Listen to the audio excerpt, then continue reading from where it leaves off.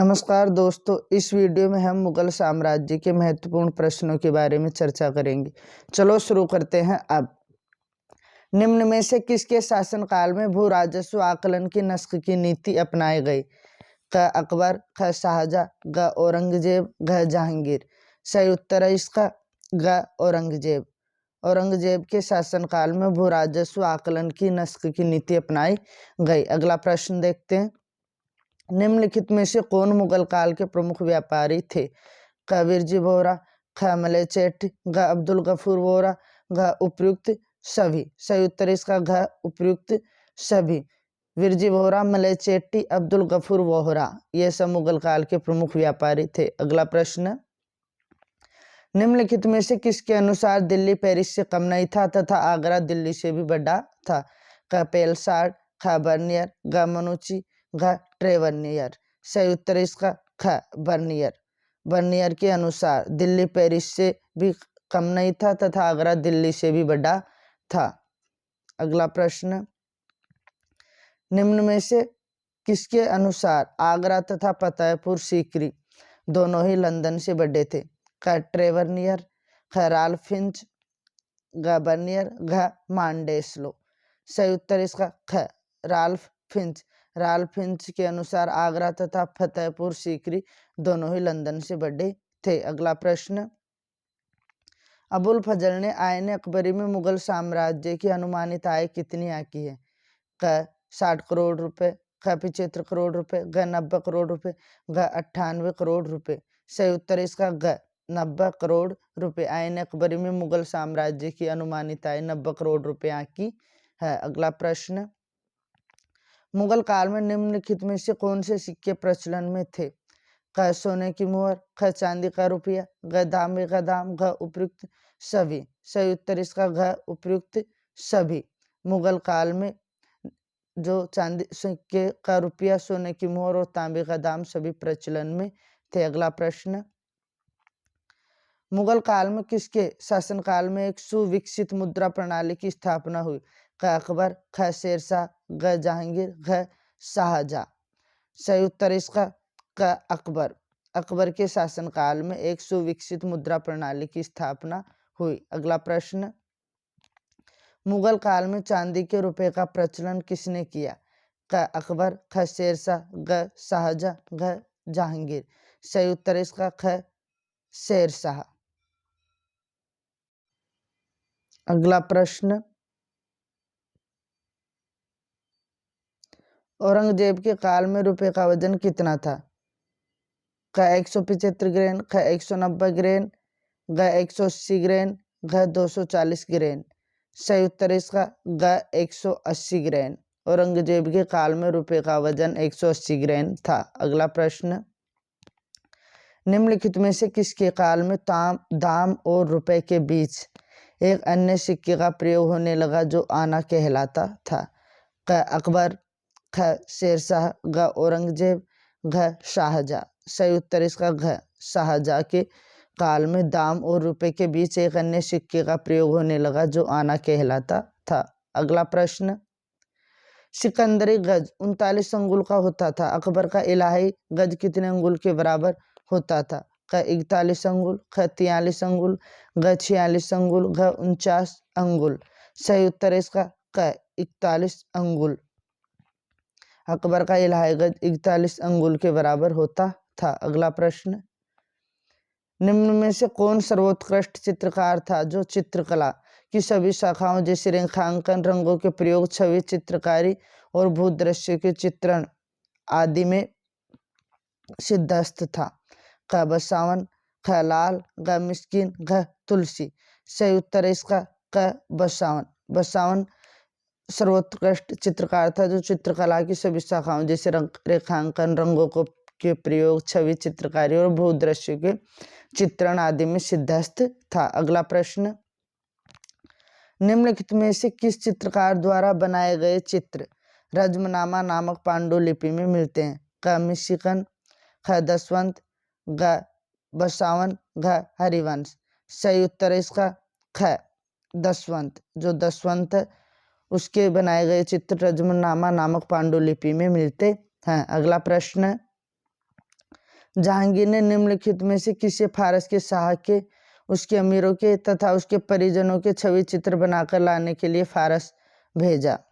क मीर अली, ख अकारिजा, ग फारूक बेग, घ बिशनदास। सही विकल्प है इसका घ बिशनदास। बिशनदास को जहांगीर ने फारस के शाह, उसके अमीरों के तथा उसके परिजनों के छवि चित्र बनाकर लाने के लिए फारस भेजा। अगला प्रश्न, निम्न में से किन चित्रकारों की विशेषता का सम्मान करते हुए जहांगीर ने उन्हें नादिर उल अस्त्र और नादिर उल जमा की उपाधियां दी थी? क उस्ताद मंसूर और अबुल हसन, ख अबुल हसन और बसावन, ग बसावन और उस्ताद मंसूर, घ दसवंत और मिस्किन। इसका सही उत्तर है क उस्ताद मंसूर और अबुल हसन को जहांगीर ने नादिर उल अस्त्र और नादिर उल जमा की उपाधियां दी थी। इंपॉर्टेंट क्वेश्चन हमें ध्यान रखना है, एग्जाम में पूछा जा सकता है। किस रचना के बारे में माना जाता है कि वह संभवतः मंसूर और अबुल हसन की संयुक्त रचना है? क एक चिनार के पेड़ पर असंख्य गिलहरियां, ख साइबेरिया कबीला सारस, ग जहांगीर की राजकुमार करण के सामने शिकार संबंधी दक्षता, ग जहांगीर के ताजपोशी के दृश्य। सही उत्तर इसका क एक चिनार के पेड़ पर असंख्य गिलहरियां। अगला प्रश्न, मुगल चित्रकारों ने अनेक ईसाई विषयों के चित्र लिए, वह निम्नलिखित में कौन सा है? क यीशु का जन्म, ख कुमारी मरियम और शिशु यीशु, ग विभिन्न संतों के शहीद होने के चित्र, घ उपयुक्त सभी। इसका सही उत्तर है घ उपयुक्त सभी। यीशु का जन्म, कुमारी मरियम और शिशु यीशु और विभिन्न संतों के शहीद होने के चित्र ईसाई विषय के लिए गए हैं। अगला प्रश्न, निम्नलिखित में से किसके शासनकाल में सामान्यतः छवि चित्र बनाने की प्रथा अधिक प्रचलित थी? क शाहजहां, ख अकबर, ग औरंगजेब, ग जहांगीर। सही उत्तर इसका क शाहजहां। शाहजहां के शासनकाल में सामान्यतः छवि चित्र बनाने की प्रथा अधिक प्रचलित थी। अगला प्रश्न, आमेर जयपुर कलम की चित्रकारी के प्रमुख केंद्र कौन से थे? क आमेर, ख जयपुर, ग अलवर, घ उपयुक्त सभी। सही उत्तर है इसका घ उपयुक्त सभी। आमेर, जयपुर, अलवर सभी जयपुर कलम की चित्रकारी के प्रमुख केंद्र थे। अगला प्रश्न, निम्नलिखित में से कौन निजाम शाही दरबार अहमदनगर का सबसे प्रसिद्ध चित्रकार था, जिसने चित्रकला की दक्षिणी एवं राजपूत शैलियों का समन्वय किया? क फिरोज, ख इलाहादाद खान, घ नूर मोहम्मद, घ फरहाद खान। सही उत्तर इसका घ नूर मोहम्मद। नूर मोहम्मद ने निजाम शाही अहमदनगर का सबसे प्रसिद्ध चित्रकार था, जिसने चित्रकला की दक्षिणी एवं राजपूत शैलियों का समन्वय किया। अगला प्रश्न, निम्नलिखित में से बीजापुर के किस शासक के शासनकाल में मोहम्मद कासिम फरिश्ता ने तारीख फरिश्ता की रचना की? क सुल्तान अली प्रथम, ख मोहम्मद प्रथम, ग मोहम्मद आदिल द्वितीय, घ इब्राहिम द्वितीय। सही उत्तर इसका घ इब्राहिम द्वितीय। बीजापुर के शासनकाल में मोहम्मद कासिम फरिश्ता ने तारीख फरिश्ता की रचना की। अगला प्रश्न, निम्नलिखित में से किसकी रचना किताबे नौरस दक्कनी साहित्य का एक अत्यंत महत्वपूर्ण ग्रंथ है, जो गीतों का संग्रह है तथा उसमें नवरस के हिंदू सिद्धांत की व्याख्या है? क मीर हासिम, ख नूर मोहम्मद, ग इब्राहिम द्वितीय, ग मोहम्मद अली प्रथम। सही उत्तर इसका ग इब्राहिम द्वितीय। इब्राहिम द्वितीय नौरस दक्कनी साहित्य का किताबे नौरस दक्कनी साहित्य का अत्यंत महत्वपूर्ण ग्रंथ है। अगला प्रश्न, तानसेन अकबर के दरबार में आने से पूर्व कहाँ के राजा के राजाश्रय में था? क रीवा, ख भोपाल, ग मंदसौर, घ ग्वालियर। सही उत्तर इसका क रीवा। तानसेन अकबर के दरबार में आने से पूर्व रीवा के राजा के राजाश्रय में था। अगला प्रश्न, अकबर ने निम्न में से किसे कंठाभरण वाणी विलास की उपाधि से विभूषित किया था? क रामदास, ख सुभान खां, ग मियालाल, घ तानसेन। सही उत्तर है इसका घ तानसेन। तानसेन को अकबर ने कंठाभरण वाणी विलास की उपाधि से विभूषित किया था। एग्जाम के लिए मोस्ट इम्पोर्टेंट क्वेश्चन है। अगला प्रश्न, हिंदू इतिहासकारों द्वारा फारसी भाषा में रचित ग्रंथों में ईश्वरदास नागर की रचना फुतुहात ए आलमगीरी तथा भीमसेन बुरहानपुरी की नुस्खा ए दिलखुश है। ये दोनों रचनाएं किसके शासनकाल का इतिहास है? क अकबर, ख जहांगीर, घ शाहजहां, घ औरंगजेब। सही उत्तर है इसका घ औरंगजेब। फारसी भाषा में रचित ग्रंथों ईश्वरदास नागर की रचना फुतुहात ए आलमगीरी तथा भीमसेन बुरहानपुरी की नुस्खा ए दिलखुश में औरंगजेब के शासनकाल का इतिहास है। अगला प्रश्न, निम्नलिखित में से किस साहित्य का अनुवाद रज्मनामा के नाम से किया गया था? क महाभारत, ख रामायण, घ राजतरंगिणी, घ लीलावती। सही उत्तर इसका क महाभारत। महाभारत साहित्य का जो अनुवाद हो रज्मनामा के नाम से किया गया। अगला प्रश्न, अयार दानिश के नाम से निम्न में से किसके द्वारा कालिय दमन का उल्लेखनीय अनुवाद किया गया? क फैजी, ख मोहम्मद गुजराती, ग अबुल फजल, घ दारा शिको। सही उत्तर इसका ग अबुल फजल। अबुल फजल ने अयार दानिश के नाम से कालिय दमन का उल्लेखनीय अनुवाद किया। अगला प्रश्न, भारतीय संगीत पर संभवतः पहला फारसी ग्रंथ निम्न में से कौन सा है? क मुहूर्तमाला, ख किताब ए नोरस, ग मानमोत कोतूहल, घ लहजत ए सिकंदर शाही। सही उत्तर इसका घ लहजत ए सिकंदर शाही भारतीय संगीत पर संभवतः पहला फारसी ग्रंथ है। हमें ध्यान रखना है क्योंकि ये फारसी ग्रंथ है। अगला प्रश्न, निम्नलिखित विदेशी यात्रियों में से कौन फारसी भाषा का बहुत अच्छा ज्ञाता था? क फादर एंथोनी मोसेरात, ख राल्फ फिंच, ग विलियम हॉकिंस, घ विलियम फिंच। सही उत्तर इसका ग विलियम हॉकिंस। विलियम हॉकिंस विदेशी यात्रियों में फारसी भाषा का बहुत अच्छा ज्ञाता था। अगला प्रश्न, निम्न में से किस मराठा संत के भजनों में यदा कदा सूफी शब्दावली का प्रयोग मिलता है? क नामदेव, ख रामदास, ग तुकाराम, घ ज्ञानेश्वर। सही उत्तर है इसका ग तुकाराम। तुकाराम मराठा संत के भजनों में यदा कदा सूफी शब्दावली का प्रयोग मिलता है। अगला प्रश्न, शिवाजी के निर्देशानुसार सन 1679 में निम्न में से किसने एक विस्तृत भू सर्वेक्षण करवाया? ख भास्कर पंत, ख धारराव, ग अन्नाजी दत्तो, घ जयश्री निम्बालकर। सही उत्तर है इसका ग अन्नाजी दत्तो। अन्नाजी दत्तो ने शिवाजी के निर्देशानुसार सन 1679 में एक विस्तृत भू सर्वेक्षण करवाया। अगला प्रश्न, औरंगजेब के शासनकाल में जाट विद्रोह मथुरा के जाटों द्वारा तिलपत के जमींदार गोकुल के नेतृत्व में कब शुरू हुआ? क 1662, ख 1669, घ 1672, घ 1679। सही उत्तर इसका ख 1669। 1669 में जाट विद्रोह मथुरा के जाटों द्वारा तिलपत के जमींदार गोकुल के नेतृत्व में शुरू हुआ। अगला प्रश्न, 1680 के जाट विद्रोह का नेता निम्न में से कौन था? क राजाराम, ख चूड़ामन, घ छत्रसाल, घ क और ख दोनों। सही उत्तर इसका घ क और ख दोनों।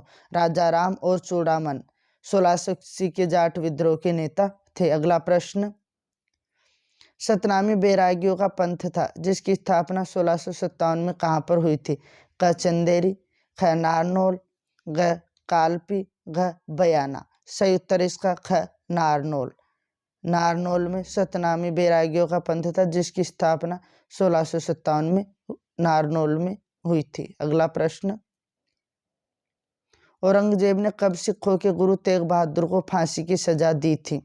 क 1675, ख 1678, घ 1690, घ 1699। सही उत्तर इसका क 1675 में औरंगजेब ने सिखों के गुरु तेग बहादुर को फांसी की सजा दी थी। अगला प्रश्न, निम्नलिखित में से किसने औरंगजेब की हिंदू विरोधी धार्मिक नीति को मुगल साम्राज्य के पतन का कारण बताया है? क मोरलैंड, ख ईश्वरी प्रसाद, ग जदुनाथ सरकार, घ सतीश चंद्र। सही उत्तर है इसका ग जदुनाथ सरकार। जदुनाथ सरकार में औरंगजेब की विरोधी धार्मिक हिंदू विरोधी धार्मिक नीति को मुगल साम्राज्य के पतन का कारण बताया है। अगला प्रश्न, किस इतिहासकार ने मुगल साम्राज्य के पतन की जिम्मेदारी मनसब और जागीरदारी प्रणालियों की असफलता पर डाली? क सतीश चंद्र, ख अतहर अली, ग इरफान हबीब, घ हबीबुल्लाह। सही उत्तर इसका क सतीश चंद्र। सतीश चंद्र ने मुगल साम्राज्य के पतन की जिम्मेदारी मनसब और जागीरदारी प्रणालियों की असफलता पर डाली। अगला प्रश्न, बालाजी विश्वनाथ को शाहू ने कब मराठा राज्य का पेशवा बनाया? क 1708, ख 1710, ग 1713, 16, घ 1713। सही उत्तर इसका घ 1713। 1713 में बालाजी विश्वनाथ को शाहू ने मराठा राज्य का पेशवा बनाया। अगला प्रश्न, मुंगी शिवगांव की संधि 1728 निम्न में से किसके बीच हुई? क पेशवा एवं निजाम, ख अंग्रेज एवं निजाम, ग पेशवा एवं मालवा, ग पेशवा एवं मुगल सम्राट। सही उत्तर है इसका क पेशवा एवं निजाम।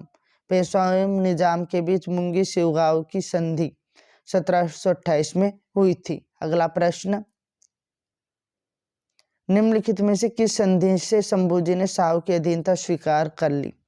क सूरत की संधि, ख संगोली की संधि, ग वारणा की संधि, घ देवरा की संधि। सही उत्तर है इसका ग वारणा की संधि। वारणा की संधि से शंभूजी ने शाहू की अधीनता स्वीकार कर ली। अगला प्रश्न, बाजीराव प्रथम ने केवल 500 सवारों के साथ कब दिल्ली पर आक्रमण किया? क 29 मार्च 1737, ख 16 फरवरी 1736, ग 11 मार्च 1732, घ 10 दिसंबर 1736। सही उत्तर इसका क 29 मार्च 1737 को बाजीराव प्रथम ने केवल 500 सवारों के साथ दिल्ली पर आक्रमण किया। अगला प्रश्न, निम्न में से किसके समय तक पेशवा पद पैतृक बन गया था? क बाजीराव प्रथम, ख बालाजी बाजीराव, ग माधवराव प्रथम, घ नारायण राव। सही उत्तर इसका ख बालाजी बाजीराव। बालाजी बाजीराव के समय तक पेशवा पद पैतृक बन गया था। अगला प्रश्न, पेशवाओं के अधीन मुख्य ग्राम अधिकारी निम्न में से कौन होता था? क कुलकर्णी, ख मजूमदार, ग पटेल, घ फडणवीस। सही उत्तर इसका ग पटेल। पेशवाओं के अधीन मुख्य ग्राम अधिकारी पटेल होता था। अगला प्रश्न, मराठा ग्रामों के 12 बलूटे निम्न में से क्या होते थे? क कारीगर, ख लोहार, ग शिल्पी, घ दास। सही उत्तर इसका ग शिल्पी। जो मराठा ग्रामों के 12 बलूटे थे वो शिल्पी होते थे। अगला प्रश्न, मराठा कालीन ग्रामों में 12 अलूटे किस रूप में काम करते थे? क किसान वर्ग, ख चर्मकार, घ ग्राम अधिकारी, घ सेवक। सही उत्तर इसका घ सेवक। वो सेवक के रूप में काम करते थे। अगला प्रश्न, मराठा नागरिक प्रशासन का मुख्य अधिकारी निम्न में से कौन होता था? क नागरक, ख कोतवाल, घ हवलदार, घ जुमलादार। सही उत्तर इसका ख कोतवाल। मराठा नागरिक प्रशासन का मुख्य अधिकारी कोतवाल होता था। अगला प्रश्न, किस वर्ष अंग्रेजों ने दिल्ली जीती? ख 1608, ख 1703, घ 1909, घ 1803। सही उत्तर है इसका घ 1803 में अंग्रेजों ने दिल्ली जीती। अगला प्रश्न, 18वीं शताब्दी में पूर्वी भारत में निम्न में से कौन फारसी का प्रसिद्ध केंद्र था? क आजिमाबाद बिहार, ख कटक उड़ीसा, घ जौनपुर उत्तर प्रदेश, घ महास्थान बंगाल। सही उत्तर इसका क आजिमाबाद बिहार पूर्वी भारत में फारसी का प्रसिद्ध केंद्र था। अगला प्रश्न, फ्रांसीसी पर्यटक बर्नियर निम्न में से किस शहर को भारत का एथेंस कहता है? क काशी, ख प्रयाग, ग उज्जैन, ग नालंदा। सही उत्तर इसका क काशी। काशी को फ्रांसीसी पर्यटक बर्नियर भारत का एथेंस कहता है। अगला प्रश्न, 18वीं शताब्दी की उर्दू शायरी में निम्न में से किस शहर के उजड़ने तथा वैभवहीन होने का चित्रण है? क दिल्ली, ख आगरा, ग लखनऊ, घ क और ख दोनों। सही उत्तर इसका घ क और ख दोनों। दिल्ली और आगरा शहर के उजड़ने तथा वैभवहीन होने का चित्रण है। Like and subscribe the channel.